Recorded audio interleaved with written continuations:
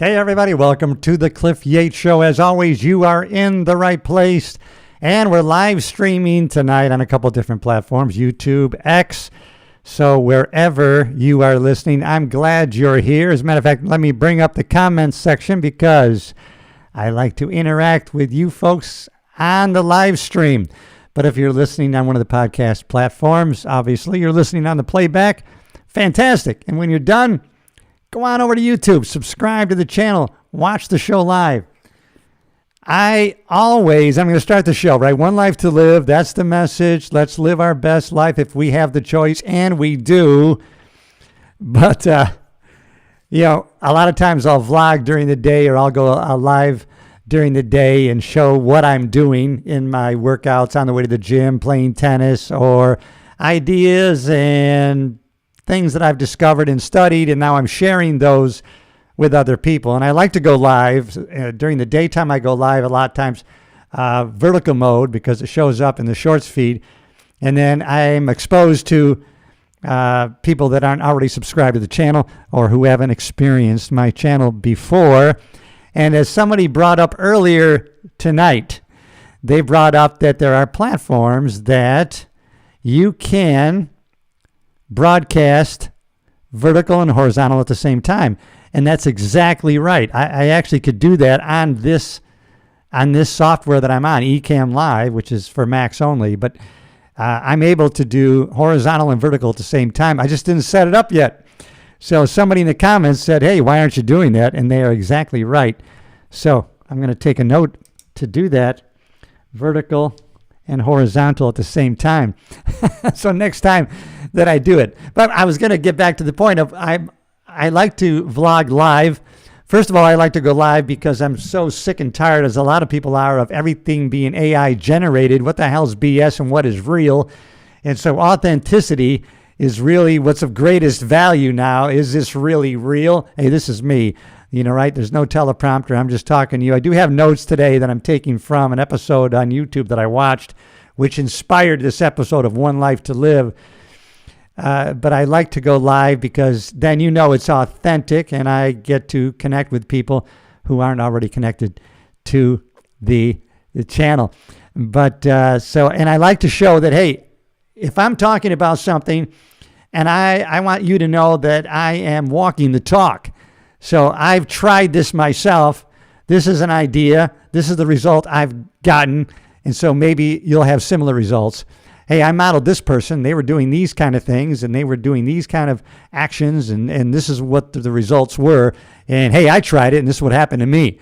And so I like to put in play that, hey, I've done it, what I'm talking about, and this is the results that I got.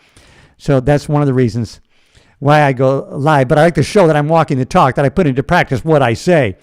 So one of the things that I've been talking about and learned many years ago, like 35 years ago when I first got into the personal growth, self-improvement game, if you want to call it that, was, of course, the power of questions that I got from Tony Robbins. And if we change our questions, we're going to change the way our brain thinks and the results that we're going to get. So I learned a long time ago, change the questions. And one question that I always ask, specifically in response to this philosophy, that through every adversity, there's an equal or greater opportunity if we will just look for it. There's an equal or greater opportunity if we'll just look for it. So I always ask in response to sometimes a challenge that maybe could be looked at negatively, hey, what's good about this? That changes the whole dynamic. Hey, what's good about this? And then your brain's going to come up with answers to that question. Your brain is not going to argue with you. Your subconscious mind takes whatever you give it. It takes the commands, the ideas that you plant in your subconscious. It does not say, wait a minute, that's not true. You got a lot of talent. You got a lot going for you. Hey, no, if you ask your brain all the time, why am I so stupid? It's going to ask, well, maybe because of this, maybe because of that. It's not going to argue and say, you're not stupid. You're fantastic. And so ask more powerful questions. And how that has come into play tonight. I started live broadcasting this recording, which I'm live streaming, but I'm also recording this for the podcast for people can listen to it on the replay and on the podcast platforms. But 38 minutes, and what I would say was dynamic material, dynamic ideas. 38 minutes, and all of a sudden, my computer shut down. I was interacting with like 6 or 7 people here on the live stream. We were chatting back and forth, and people were jumping on with their thoughts and ideas, and it was really good. 38 minutes, and we had a good crew going, and out of nowhere, boom, computer dropped off. It stopped. My MacBook shut down. Everything shut off. Camera, everything. And so what I did was I made sure, and I looked at the recording. I deleted everything, and I asked myself, what's good about this? Hey, I get to talk about these things all over again. I can look at the first recording as a dress rehearsal. Wow, I actually had a rehearsal section before I did this episode. So guess what? You're getting the final run through. You got to miss the draft. Now you got the final cut. And so we're going to talk about our One Life to Live and how we can do our life better starting today. What if we said this is day one, the rest of our life? Hey, that would be exciting, wouldn't it? Would be great. It could be great. Depends on how we think about it. Depends on the perspective we take, right? Everything is relative. Nothing's good or bad, but how we look at it and the meaning that we give to things. Nothing's big or small unless it's compared to something else. So everything is relative. But I'll tell you what, the first episode was rehearsal. You have the final cut. You have dress rehearsals over, and this is it, baby. And hey, listen, happiness, right? Happiness. There's always that cliche. Why do things become a cliche, right? They become a cliche because people are always saying them, repeating these lines over and over again, or these ideas, and they become a cliche, like the happiness is in the journey. Well, the reason sayings or ideas become cliches is because they're true, because people repeat them over and over again. The happiness really is in the journey. When I look back and I think, wow, I wouldn't have changed anything I did. I might have changed some of the emotions, some of the feelings, maybe some of the anger. Some of that was a choice. It wasn't necessary.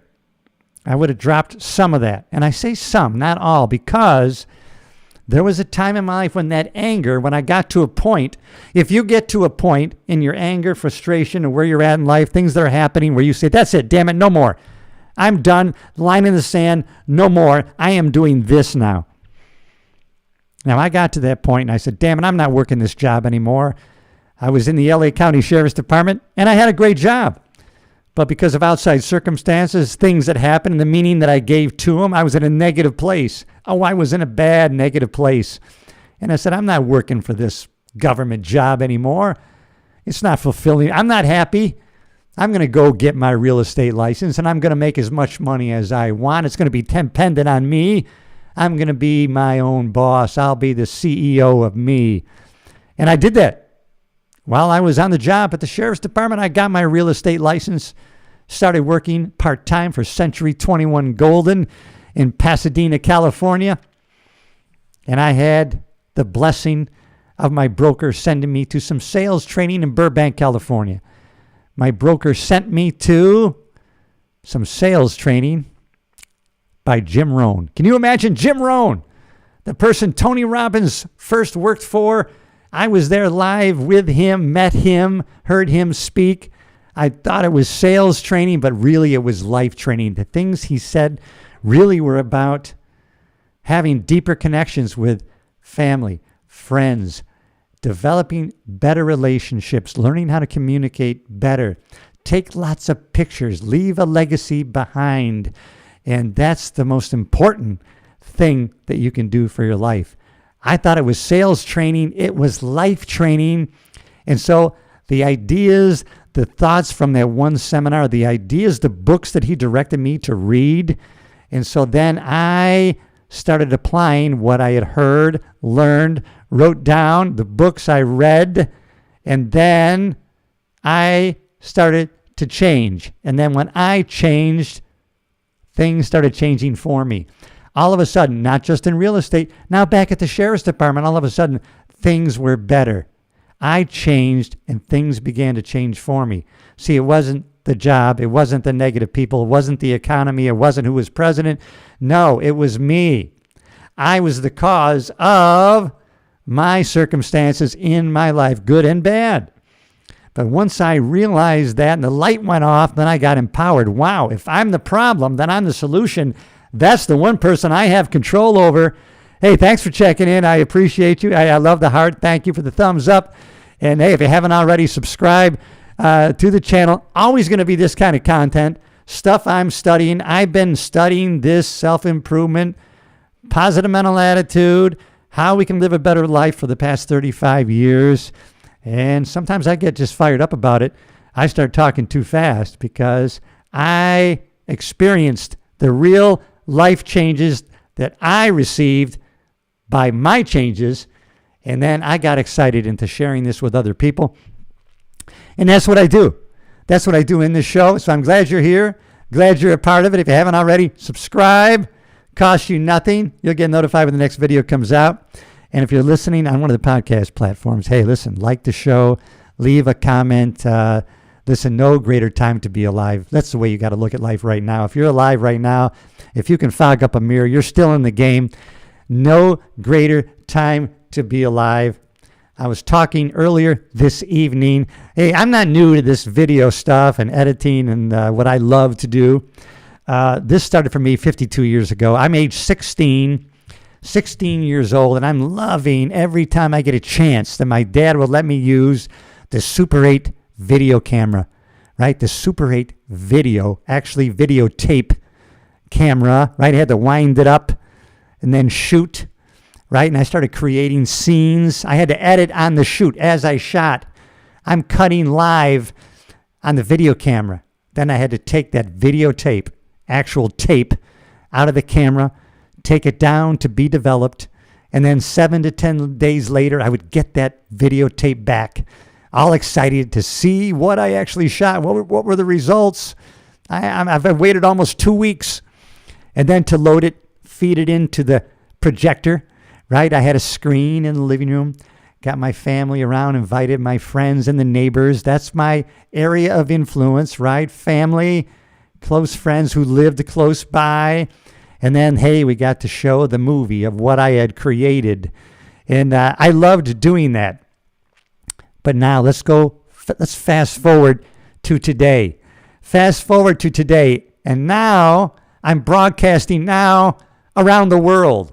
Someone can interact with me right now, broadcasting this video feed, audio, the picture, halfway around the world, all the way around the world, simultaneously. No greater time to be alive, to have that area influence. What an opportunity for anybody who wants to take it. And hey, I love doing it. I love interacting. I actually connected with somebody from Russia last week on a live broadcast. Somebody who was a very positive person too, who was really supportive of the channel. They've subscribed. They leave positive comments. So glad. Russia, can you imagine? Then I connected with another guy, Frank Tiberio, who I grew up with 45 years ago in my hometown, upstate New York, village of Caledonia, and now we've reconnected. He came on the live feed. He was also someone that I looked up to when I was a kid, someone who was way ahead of me in the bodybuilding and in the weight training field. So Frank Tiberio, he might be on tonight. And if he is, I'm glad he's here. And so I get excited that's how I got into the game. That's how I got into personal growth, self-improvement, and I've been into it ever since. And I just like sharing what I'm learning on a daily basis. It's what I'm into. And not that I don't keep track of everything else. I do. But and listen, if I have any questions, hopefully maybe I can have the answers on transformation, how we can live our best life starting right now, today. Happiness is in the journey. It really is, right? If we get to the point where we do achieve, we've reached a goal, we finally get there, that's exciting. However, that fades real quick. Then we got to pick a new destination. We got to pick a new image of the future that we want to work towards. And that's exciting to do. But as we look back after we achieve something, really it's in the journey that all the pleasure was in. So if I could change anything going back, if I look back, I wouldn't change what I did, but what I would do is go back, do the same things, but I would probably enjoy them a little bit more. I would take more time to enjoy the moment that I was in, whatever I was doing at that time. And listen, today, right now, though, we can make the choice to be happy. We don't achieve to be happy. Just one of the things that I had to finally learn the hard way, that, achieving something, a goal or a destination or getting something, that wasn't where the meat and the juice was. It's happily achieve. Choose to be happy now. That was one of the secrets that I learned that really, really helped me along the way in my journey to this very day right here, living the life that I'm happy that I'm living where I want to live, doing what I want to do. When I learned the secret of be happy with what you're doing while you pursue what you want. And you can do that. You may be in a job, a position, a relationship, anything. You may be in something right now. You don't like it. You don't like where you're at. You're not happy about it. You have an image in the future of where you want to be, but you can be happy with where you are while you pursue what you want. And let me tell you, it's going to make your journey that much better. You may think you're betraying your goals by being happy now, and you think it's going to reduce your fire for that future image of where you want to go, but it's not going to do that. It's not going to dampen the flame at all. You're not going to be violating your code of drive of where you want to go. It's not going to dampen that at all. No, you can stay just as fired up, but you can choose to be happy right now as you pursue what you want. And that's going to make everything that much more sweeter. You're going to learn more from the circumstances you're currently in. Somewhere along the line, what you're doing now, where you don't want to be, the circumstances where you don't want to be in, somewhere there's lessons that you can take forward that are going to serve you in your future self. And so take those lessons of today, take them forward with you to your future great self. Things that you can learn right now, today, enjoy, and be happy with, they're going to be part of your arsenal, your weapons of mastery for your future self. It's a real thing. It happened to me. It happens to a lot of people, and it's true. You can work that exercise yourself. Hey, look back. Think to yourself, if you would have done anything differently. Could you have enjoyed the journey more? Could you have maybe gotten less angry, maybe less emotions in what you were doing? Could you have maybe chosen to be happier in what you were doing while you pursued what you want? To the journey you're currently at today, here with me on the live stream. So glad you're here. All right, listen, this is round 2. This is the final destination, if you will, for tonight's broadcast that I'm recording. The first one, hey, technical, we got shut down after 38 minutes. I lost connection. And we had a good conversation going. Hey, fired up. I got the comment section open, and if you're happy to, hey, listen, the journey is not the reward. The journey is the only thing there is. Hey, if the journey is 99% of our time, then why not make that the happiest? 99% of the time we're in the journey. Let's make that the happy time. You always want to preload the happiness to the end, to the accomplishment. That way you're always building. See, you're building to it. So everything you do is in service to the end result, that end image that you have, right? Build it to the end. If you put all your excitement in the goal of, I can't wait to start my novel. Oh, I'm looking forward to starting my novel. As soon as you start your novel, that excitement's going to fade real quick. Then it's going to be hard to continue writing that novel. So preload the excitement to the end. Begin with the end in mind. Now make the excitement, I can't wait to finish my novel. Now the excitement is at the end. So now everything you do is a build up to that end. Every chapter I finish is leading up to that image I've created in the future for myself that I'm working toward. And now when I get there, that's going to be the culmination of my excitement. You walk by, you're right, the sink is full of dishes. Oh, I dread starting all these dishes. I dread just getting started. Create an image at the end of an organized, clean kitchen. No dishes anywhere. Sparkling countertops. Nice, wiped clean, sparkling stainless steel sink, if that's what you got, right? Put the excitement on the end. Now every dish you do is leading up to that final image. Create an image in the future where the excitement is at the end so that the journey is always building. It's important. It's like sex, right? Everything is building to the end. If all the excitement was on the front end, we might never get to the end. So we're always building to the exciting end. Everything is in service to that end. And that's how we can preload the excitement. Begin with the end in mind. And that's so important. We get in this loop, right? This never-ending loop of boredom. Then we decide to do something. Then we take on the challenges and the pain of challenges of going after something. And we take all the steps and we get there. And we have a brief moment of excitement. And then we become bored again.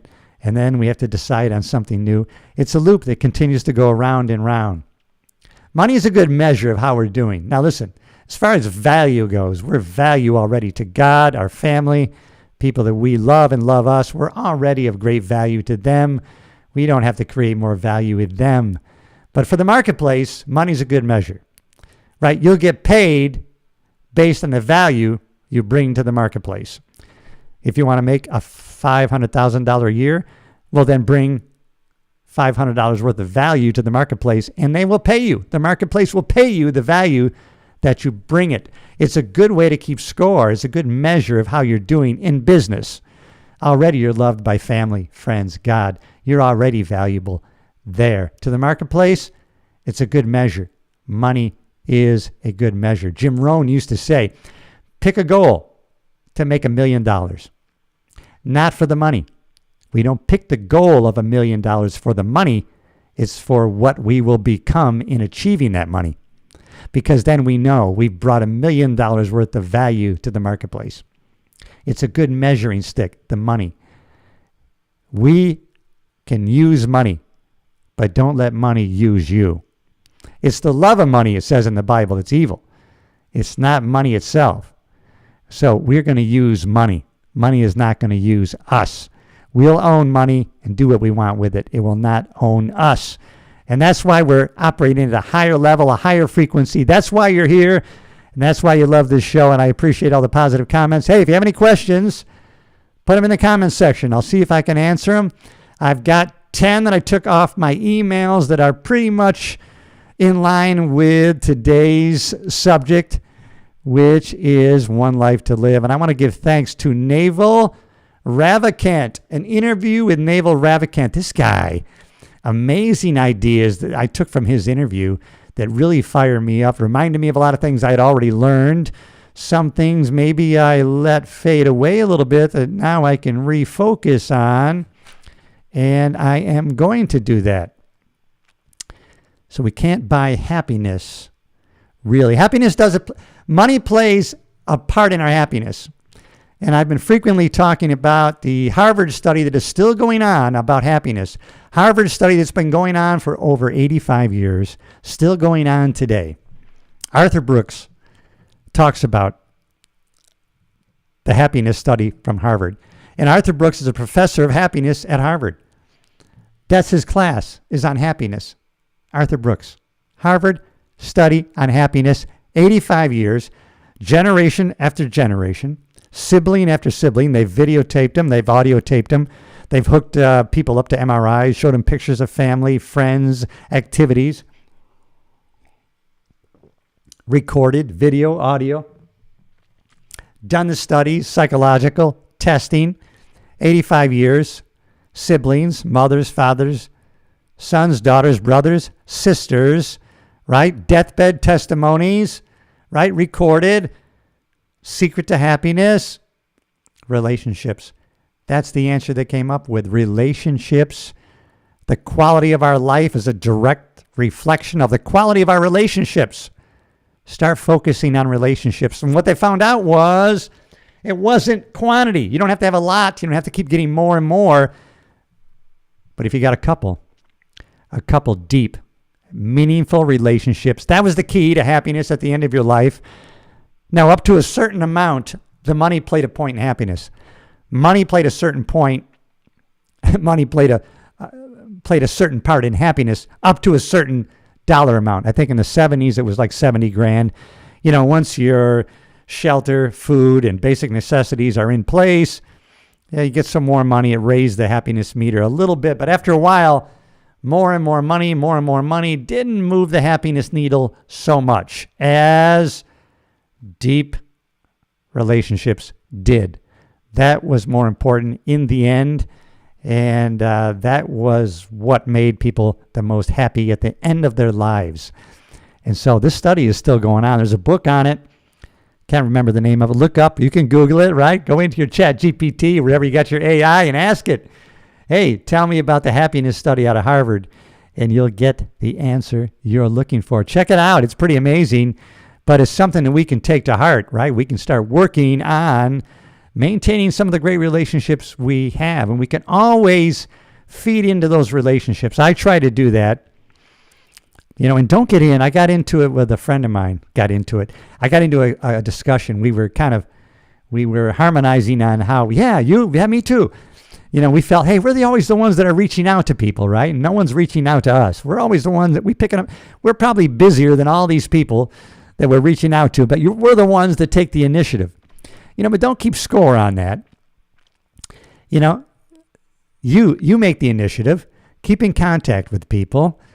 Just reach out, connect. Maybe I've been sending lately. It's really cool. Send a video message, right? Make a video message that's personal, right? It's not a thread of 40 people. It's just you. Hey, Tom, was thinking about you. I hope you're doing great. Wanted to make a little video message for you.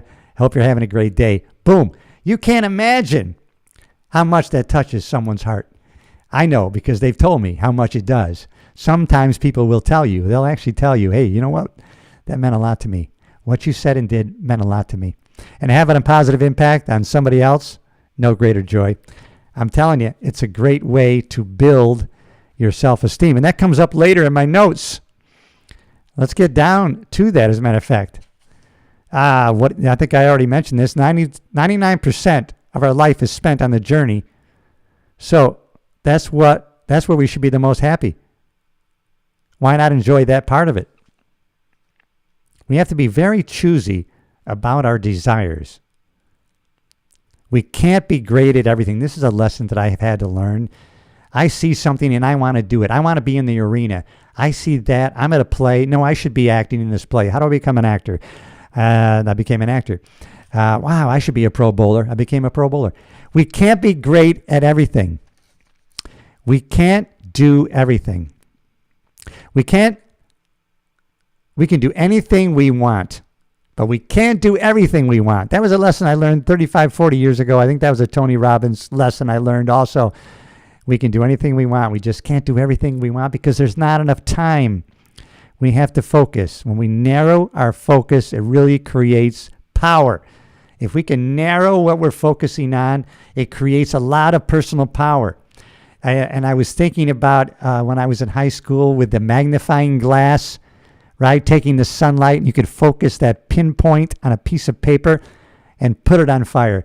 I remember burning through a piece of paper, right? I remember taking some dry grass and pinpointing and having the flames starting that dry grass on fire, and then it killed everybody in the neighborhood. No, but just it was a metaphor for our life, for our brain activity, right? Focus to a point, and it becomes very powerful as we move the magnifying glass back, and then it widens, and then it weakens, right? It dilutes the power of the magnification of the sun. But if we pinpoint it, it can burn. It can start a fire that can keep us warm on a freezing night. But if we don't focus it to a point, it doesn't have that same power, and we freeze to death. Hey, there's a good metaphor for making flame with your magnifying glass. We have to be choosy about our desires. We can't be great at everything. We have to focus, narrow our focus. Otherwise, we lose power.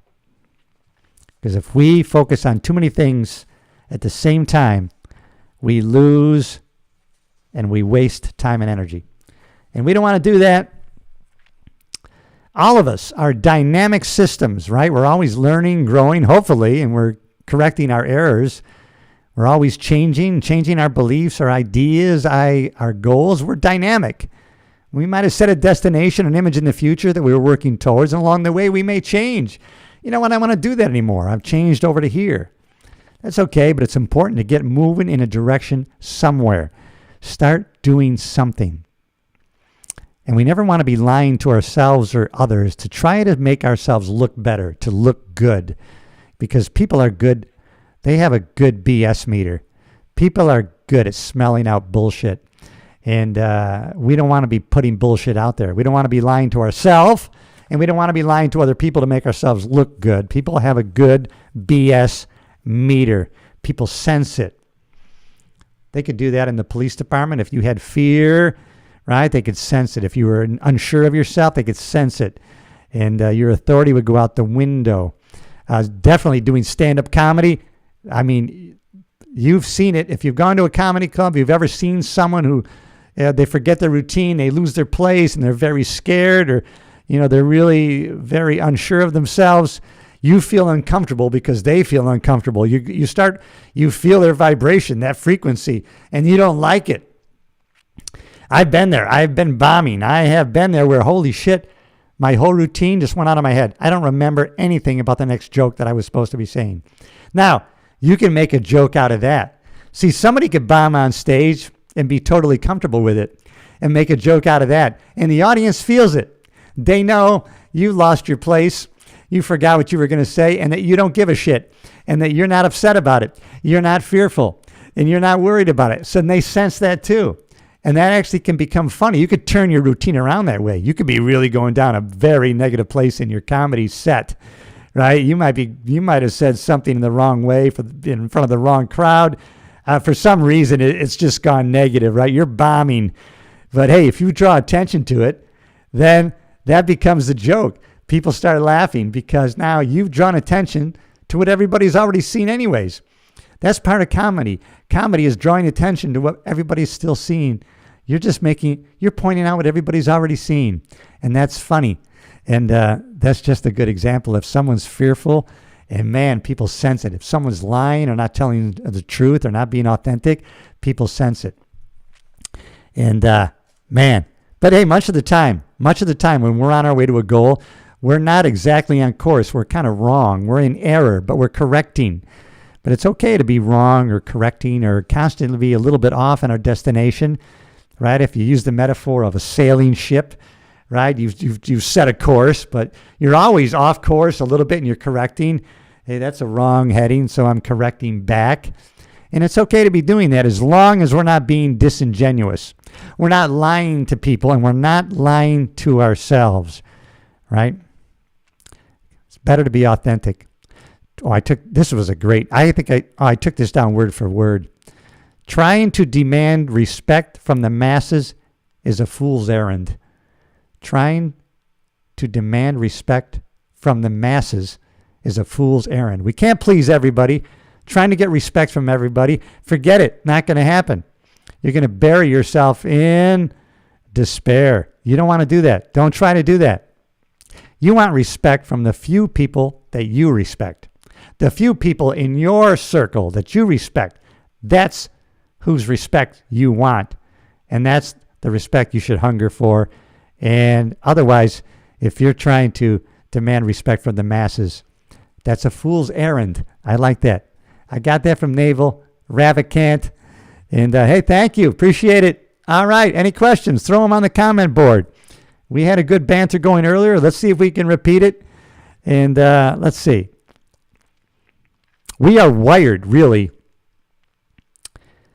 We're wired for status, right? So you can be in the wealth game or the status game. Now, the thing is, we're wired for status because back then, in the hunter-gatherer days, that's all we had. We didn't have any material things to speak of. So all we had was status in the tribe. And so how important we were to the tribe. What did we contribute to the tribe? Right? Because we didn't want to be rejected and thrown out by the tribe. That meant death. So, and now we're wired that way, right? A negative comment, social media, here, right? Some slime on you, right? We can take that mentally as, hey, we're being rejected by the tribe, but we know that's not true. We know it's not true, so we can override that fear because we know that's no danger. That doesn't mean anything. We're not being rejected by the tribe. We're just in a new age. See, this new age of wealth creation is new, right? So we've gone from, right, the revolution and from sowing, reaping to manufacturing revolution. And now we're in the information age, and it's all new stuff. Wealth creation today, never been easier, right? You still got to work at it. It's not going to fall in your lap, but no greater time to be alive. No greater opportunity to make money in so many different ways available to us. No greater time to create wealth. In fact, we can create so much wealth. We can create wealth for other people. Very exciting time if we'll put the work in, if we'll know something, then do something and create something. So the wealth creation game is good, right? We're wired for the status game. So, but it's okay to be in either or. Status game or wealth game, good. Fame game, no good. If you're doing things just for the fame game, just to be famous, probably, not going to be a positive thing. Even the status game, some people will have gained so much wealth. They've created so much wealth. They sell their companies. They make billions of dollars. Then they decide they want more status. And so they go to Hollywood. They start producing movies. Whatever they do, they're trying to get more status. No matter what status you want or get, you're going to want the next step. You're going to want more status. And the status game is competition. You're always going to be in a battle when you're in the status game. In the wealth creation game, it's going to be a positive sum. It's going to be a positive net event in the wealth game. You can create wealth for other people. And that can be a positive thing. And it's something, and I took a note on this. Wealth creation is a positive sum. It's more pleasant to be involved in the wealth creation game than the status game, right? You create concrete material returns, right? Yeah. But then people start trying to trade money for status. Status, that's a battle. Let's be in the creation game, creating wealth game. And so, I guess I said all these notes in my head already. So I guess the dress rehearsal really worked. Never been an easier time to make money. Yeah, it's still hard, but never been an easier time to create wealth. It is definitely possible. There's so much leverage out there for us to create so many opportunities for wealth creation. We just need to get after it. We still have to go out there. We still got to take the actions. We still, right? We have to find the opportunities. It's not going to fall in our lap. We have to learn something, know something, and do something. Nevertheless, it's possible. Wealth, relatively new, the wealth game. We're hardwired for status because of how we were in the tribes. People will always want more status. But there can be a level of wealth we can be satisfied with. We're always going to want more status if we're in the status game. But if we're in the creation of wealth game, we can get to a point where that's enough, right? We've learned to not want any more. We can get to that point, and we can decide what that point is at any time. That's going to be our choice. A lot of this, listen, you see a lot of people, you see the looks on their faces. Listen, people who don't like themselves, that's the toughest lot in life to be in because they're always wrestling with themselves. They're always wrestling with themselves. And when you're wrestling with yourself, it's hard to fare in the outside world. It's hard to face what goes on out there. No one's going to like you more than you like yourself. So get to a higher level of self-esteem. And you can do that on a pretty significant basis right now, immediately, Because really, self-esteem is the reputation that we have with ourselves. That's what self-esteem is, the reputation that we have with ourselves. And you can create a greater and greater reputation with yourself starting right now. The best way to create a better reputation with yourself, always live up to the appointments you make to yourself. Keep all the appointments that you make to yourself. If you made an appointment to go to the gym tomorrow at 9 a.m. and you made that on your schedule, keep it. And you're going to keep habituating, always keeping the appointments you make with yourself. Hold yourself to that high moral standard that you have.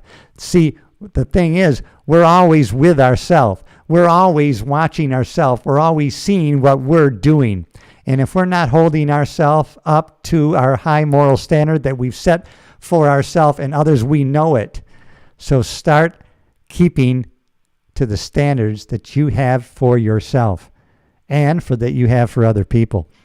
And so by doing that, you can continually create a greater and greater self-image and create greater and greater self-esteem, which is the reputation that we have with ourselves. And we can change that starting right now, day one, right here. We can do it. If you're struggling with yourself, then the outside world becomes an insurmountable challenge. We don't want to struggle with ourselves. We want to know. We want to look. You know what? If you look back on your life, I bet you can choose to see all the great things that you've accomplished, that you've done things, that you have lived up to some of your standards, you've been truthful, you've been honest.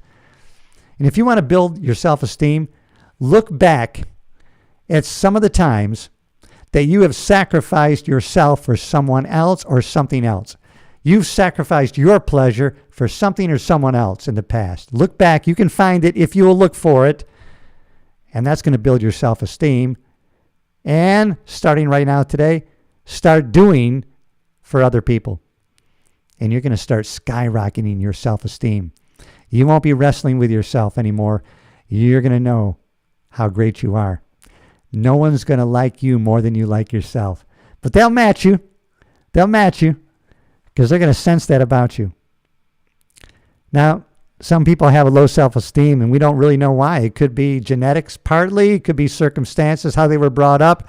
Maybe they weren't loved as a child. I don't know. But we have neuroplasticity. Our brain is malleable. We can change. We can change how we think. And so that changes how we feel.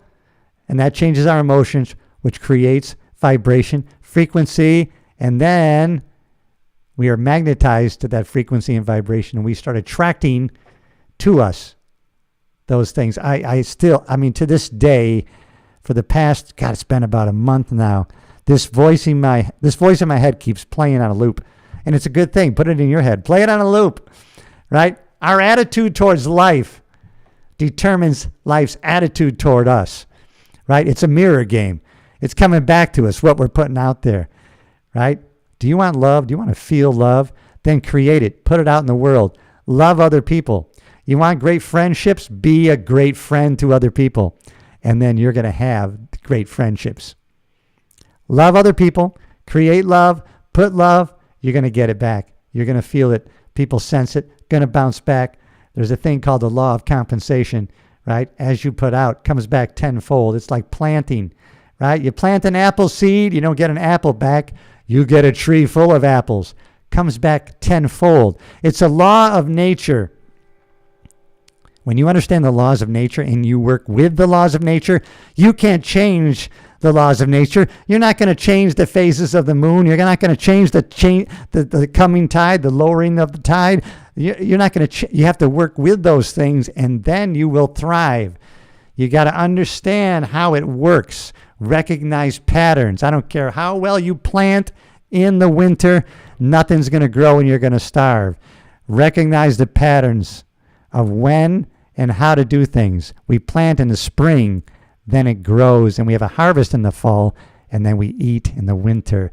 So recognize patterns and then work within those patterns. You're going to thrive like you wouldn't believe. Somebody put this image out there. It's a terrible image, but I'm going to use it anyways. Of a baby crawling out onto a balcony. And then the baby climbs over the edge, falls to its death, and everybody screams. The baby didn't understand gravity. How fair is that? Gravity doesn't care if you understand it. It works the same no matter whether you understand it or not. And that's the way the laws of nature, the science of success, the science of money, the law of attraction, the law of vibration, they work regardless if you understand them. So why don't we understand them and use them? One life to live. Let's make it great. And we can. Thank you, everybody, for checking into the episode tonight. I really appreciate it. Now, listen, we didn't have as many interactions as I had on the first episode, the draft, the final. I guess we lost a few people along the way. That's all right. We'll get you on the replay. And if you're watching on the replay, subscribe to the channel. Glad you're here. And I took some notes from an earlier podcast I was watching because it's so true today. I mean, this is so crazy today because everybody, right, the value today is in our attention. Everybody is vying for our attention, right? It's a mad dash to try to get our attention. They're trying to hijack our attention and focus our attention. And so that's why we have to deliberately, vigorously choose what we're going to pay attention to. Otherwise, we're going to get hijacked. Don't do it. It's going to lead you in the wrong direction. It'll get you obsessed with the wrong things. I mean, that's just the way it is. When I was growing up, now we have to do this on our own. When I was growing up, we lived our life, right? We lived our life because we didn't have phones, for one thing, right? Only at the house. We left the house for the day, and we didn't come back till the sun went down, till the street lights went on as a kid, right? We were free, gone. Did people worry about us? No. Was anything going to happen to us bad? No. Different times, I know. But listen, we would go, come back at night. Mom and Dad, me, everybody, all the families. 6 o'clock news would come on to find out what was going on in the world. What happened today in the world? Right? We had maybe 20, 30 minutes. News, 20 minutes, 10 minutes of weather and sports. And now we're up to date. And then for the rest of the night, we would do our schoolwork. Mom and Dad might watch a sitcom, some kind of show to laugh at, right? But today, the news feed is committed to hijacking our attention and our focus. All of a sudden, we're obsessed with the war in Ukraine, like it's on our front doorstep, but even though it's halfway around the world, it's very far away, but we're obsessed with what's going on. We pay attention. All the world's trouble. All of a sudden, all of the world trouble is on our doorstep. It's in front of our face. The whole world's trouble is in front of us, right? And not just at 6 p.m. All day, 24/7. Turn it on. Hey, we got news available 24 hours, 7 days a week. How wonderful that we are obsessed. So every crazy negative thing that's going on because blood cells, right, is in our face unless we override it and we decide, I'm going to pay attention for the next 20 minutes, find out what's going on in the world. Boom. Then I'm on to the rest of my day. We have to do that on our own. Otherwise, they're going to try to grab our attention, right? And they want to hold on to that attention. That's how people get paid, right? By sponsors and advertisers. How long are they on your site? How long are they watching? The world's coming to an end. Everybody, the world's coming to an end. Keep watching. We only have limited time left. Trying to keep you on the platform. Makes sense. But now you and I, we're of a higher frequency, of a higher vibration. We have higher thinking. That's why you're here. Subscribe to the channel, everybody. You will not be disappointed. One life to live. Let's live it to the best of our ability, to the best we can. We can be constantly improving. Constant and never-ending improvement is a way of life that we can adopt right now. This could be day one of the rest of our life because it actually is. We can look back and take all of the wisdom and lessons learned and bring them forward to the next moment. That's important. But hey, the choice is now, and we have today and now. Past, it's gone.